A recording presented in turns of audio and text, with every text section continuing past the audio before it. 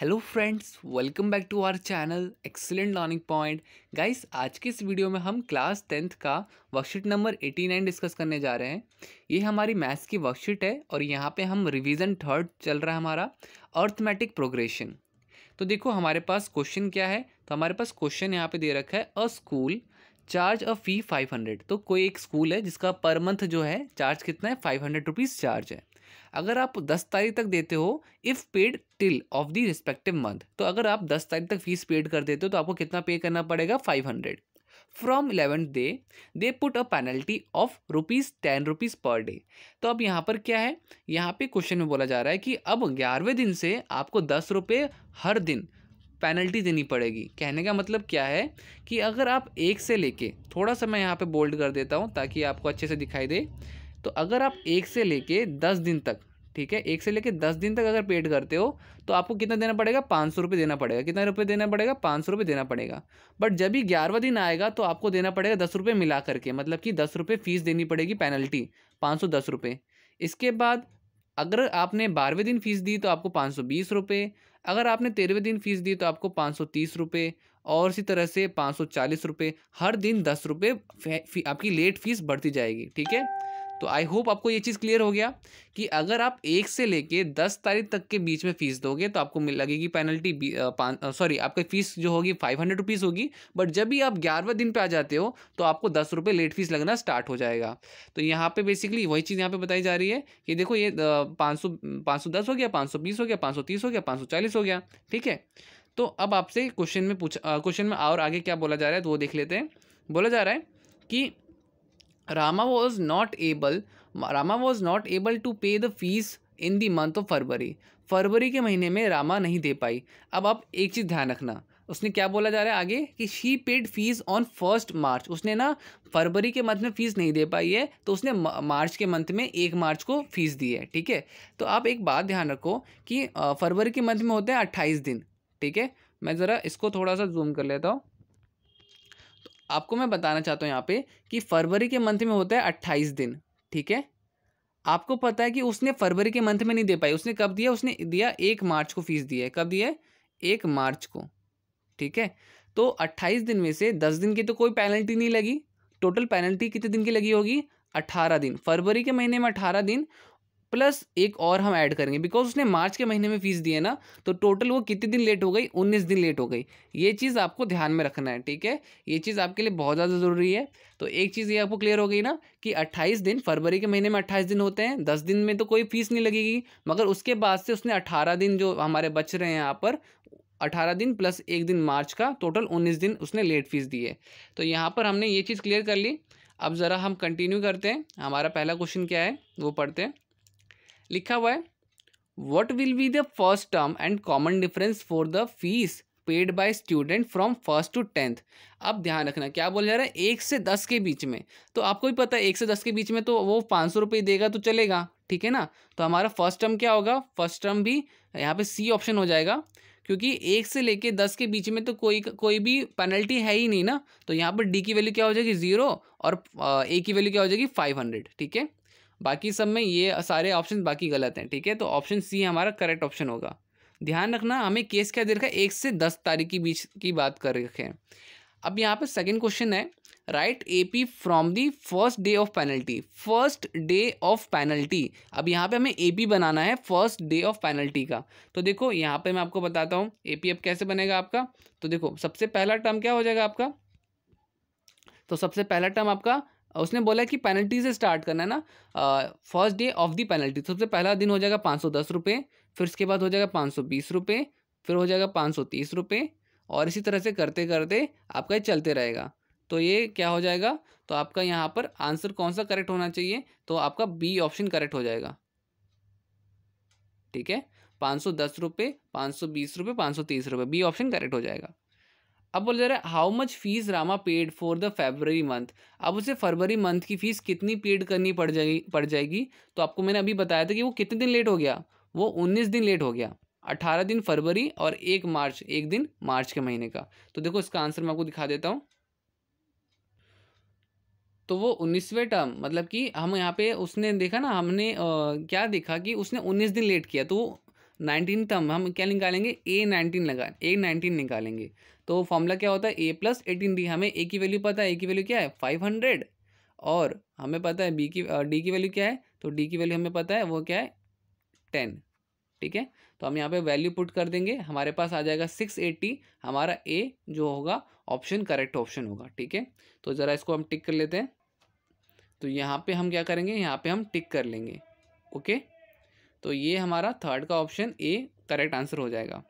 इसके बाद देखो, आपसे फोर्थ जो क्वेश्चन पूछा जा रहा है वो मैं आपको एक बारी आपको क्वेश्चन पढ़वा देता हूँ। क्या है, इफ़ ABC आर AP, अगर ABC AP है तो ये इनमें से, इन चारों में से कौन सी चीज़ ट्रू होगी, अगर ये इन चारों में से कौन सी चीज़ सही होगी। तो देखो इसका आंसर मैं पहले आपको क्लियर कर देता हूँ कि ना हमारे पास एक फॉर्मूला होता है कि अगर कोई AP है, जैसे कि A और B और C, तो जो बीच वाला टर्म होता है ना B, ये जो B होता है वो बराबर होता है किसके, वो बराबर होता है A + C डिवाइड बाई 2 के। अब ये 2 जो है आपका वो ऊपर चले जाएगा। ठीक है ना, 2 क्या है आपका, 2 आपका क्या है, तो वो ऊपर चले जाएगा। ये जब ऊपर जाएगा तो हमारा क्या बन जाएगा, 2B = A + C। ठीक है, तो इस तरह से हमारा यहाँ पर B वाला ऑप्शन करेक्ट हो जाता है। ठीक है, तो हमारे को यहाँ पे फॉर्मूला क्लियर होना चाहिए, तो इस तरह से हम यहाँ पे B पे टिक कर देंगे। तो यहाँ पर देखो आपको दिख रहा होगा, तो यहाँ पर आप कौन सा आंसर करेक्ट करोगे, तो यहाँ पे B option is our correct answer. ठीक है, तो इस पर आप टिक कर दीजिएगा। अब ये करने के बाद हमसे बोला जा रहा है the fees paid on the nth term nth day. तो AN का फॉर्मूला लगाना है। AN का फॉर्मूला क्या होता है, तो आई होप आप सबको पता होगा कि AN का फॉर्मूला होता है A + n-1 ब्रैकेट में D। ठीक है, तो ये बेसिकली हमारा यहाँ पर क्या हो जाएगा, तो यहाँ पर हमारा ये A ऑप्शन करेक्ट ऑप्शन आ जाएगा। ठीक है, तो इस तरह से हमारा फर्स्ट क्वेश्चन हो गया है। मैं आपको सारे आंसर्स जो मैंने लिखे हुए हैं वो भी दिखा देता हूँ। जैसे कि फर्स्ट का आंसर हमारा C होगा, सेकंड का B होगा, थर्ड का हमारा A होगा, फोर्थ का B होगा, और इस तरह से। तो इस तरह से मैंने फर्स्ट के सारे आंसर लिख रखे हैं। अब ज़रा हम बात कर लेते हैं क्वेश्चन नंबर सेकंड की। तो देखो क्या है यहाँ पर, Manish start doing walk to stay fit. तो मनीष ना वॉकिंग के लिए, मनीष जो था, एक जो भी व्यक्ति है जो वॉक करना उसने स्टार्ट कर दिया ताकि वो फिट रह सके। ही स्टार्टेड 30 मिनट, मतलब पहले दिन उसने कितना स्टार्ट किया, पहले दिन उसने 30 मिनट चलना स्टार्ट किया। इसके बाद और 30 minute of walk in the morning on the first day and goes on increasing the walk time every day by 10 minutes. और हर रोज़ 10 मिनट बढ़ाता गया। मतलब पहले दिन अगर 30 मिनट, तो दूसरे दिन मतलब कि दूसरे दिन क्या हो जाएगा, दूसरे दिन 40। ठीक है, और उसके बाद तीसरे दिन 50, मतलब हर रोज़ 10 मिनट वो बढ़ा रहा था। फिर चौथे दिन 60, फिर 70, फिर 80, फिर 90। मतलब कि वो ऐसे चलता गया और चलता ही गया, वो ऐसे बढ़ाता गया। Manish kept record of this walk time. He was very happy and now he is feeling lighter and weight. तो उसका वेट भी लूज़ हो गया, बहुत कम हो गया, तो काफ़ी खुश था। He stopped increasing his walk time. तो उसने अपना वॉक टाइम जो बढ़ाता रहता था वो उसने स्टॉप कर दिया। कब, तो उसने स्टॉप किया था बच्चों, देखो ध्यान से देखना, यहाँ पे लिखा हुआ है 1 आवर 30 मिनट। ठीक है, 1 आवर 30 मिनट। तो जब वो डेढ़ घंटे कितने होते हैं, आई होप आप सबको पता होगा, 90 मिनट होता है। कितना होता है, 90 मिनट होता है। तो वो क्या हो गया, तो वो 90 मिनट पे आने के बाद उसने क्या कर दिया, छोड़ दिया। ठीक है, तो और वो उसी को 90 मिनट को ही मेंटेन रखने लगा कि मैं अब से रोज़ 1.5 घंटे ही दौड़ूंगा, मतलब 90 मिनट ही वॉक करूंगा। तो आप एक बात बताओ कितने दिन चला वो, तो आप देखोगे एक दिन। ठीक है, मैं यहाँ पे काउंट करता हूँ, 1 2 3 4 5 6 7, टोटल उसे 7 दिन बढ़ाया। ठीक है, तो आपसे ये हमने AP पूरा बना लिया है। अब हमसे कुछ क्वेश्चन पूछा जा रहा है। ठीक है, तो ज़रा हम वापस से लिख लेते हैं। तो पहले तो हम लिख लेंगे यहाँ पर कि हमने क्या क्या दे रखा था। तो हमें दे रखा था 30, फिर उसके बाद हमें दे रखा था 40, फिर 50, फिर 60, 70, 80 और 90। ठीक है, इसी से हम कुछ क्वेश्चंस के सवाल के जवाब करेंगे। तो देखो हमारा सबसे पहले है, after how many days Manish start walking 1 hour. कितने दिन बाद कितने दिन बाद मनीष जो था वो 1 घंटा दौड़ना स्टार्ट हो गया था।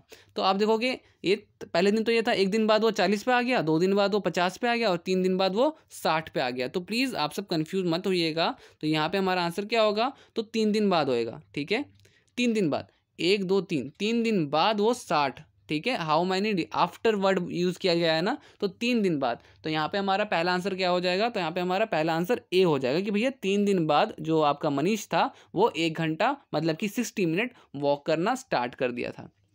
अब आपसे पूछा जा रहा है how much time he walked on 5th day.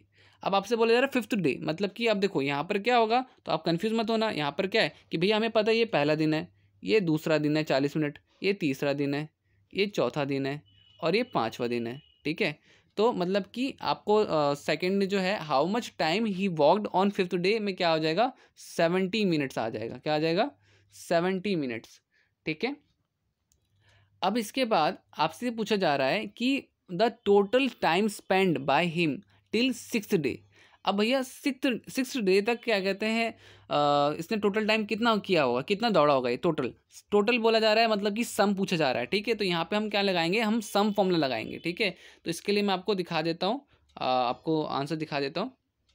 ठीक है, तो देखो यहाँ पर हमारे पास थर्ड वाले पार्ट में उसने बोला छठे दिन तक उसने कितना दौड़ा होगा, तो हम S6 का फॉर्मूला लगा देंगे। तो 6/2 और ब्रैकेट में आप सबको फॉर्मूला तो पता ही होगा, तो वो फॉर्मूला हमने लगा दिया यहाँ पर। तो हमारा आंसर आता है 330 मिनट। क्या आता है, 330 मिनट। तो हम 330 को क्या करते हैं, 60 से डिवाइड कर देते हैं, तो हमारा आंसर आवर्स में आ जाएगा। तो इसको डिवाइड कर दो आप, कितना आ जाएगा, 5.5 आ जाएगा, 5.5 आवर्स। ठीक है, तो हमारा डी ऑप्शन करेक्ट ऑप्शन हो जाएगा। तो यहाँ पे हमारा डी ऑप्शन करेक्ट ऑप्शन हो जाएगा। अब इसके बाद आपसे बोला गया कि the formula used to determine total time devoted for the walk till 6th day. तो आपसे पूछा रहा है आपने कौन सा फॉर्मूला इस्तेमाल किया यहाँ पर इन चारों में से। तो आपको फॉर्मूला का मतलब कि नॉलेज होना चाहिए, और यहाँ पे हमारा फॉर्मूला क्या हो जाएगा, ए आंसर करेक्ट ऑप्शन हो जाएगा कि हमने ये वाला फॉर्मूला इस्तेमाल किया था।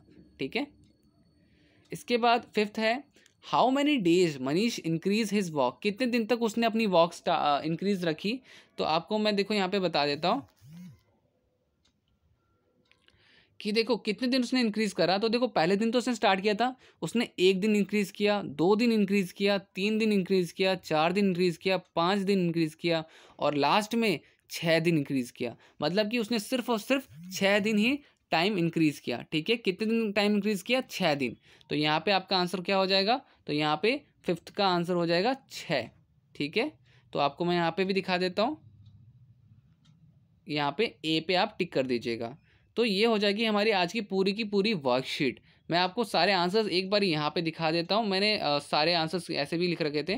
तो देखो ये हमारे फर्स्ट क्वेश्चन के आंसर हैं, फर्स्ट क्वेश्चन के फर्स्ट का पार्ट, फर्स्ट क्वेश्चन का सेकंड पार्ट, थर्ड पार्ट और इसी तरह से फोर्थ पार्ट और 5th पार्ट। ठीक है, ये यहाँ तक है। इसके बाद यहाँ से आपका क्वेश्चन स्टार्ट हो जाता है, क्वेश्चन नंबर सेकंड में हमें ये यहाँ से स्टार्ट हो जाता है सेकंड क्वेश्चन का first part, second part, third part और फोर्थ पार्ट, 5th पार्ट। तो इस तरह से हमने सारे क्वेश्चंस कर लिए। तो गाइज उम्मीद करता हूँ आपको वीडियो अच्छी लगी होगी। वीडियो अच्छी लगी तो प्लीज़ लाइक शेयर कमेंट जरूर कीजिएगा। यही था आज की हमारी पूरी वीडियो में। तो मिलते हैं नेक्स्ट वीडियो में, तब तक के लिए bye bye and take care.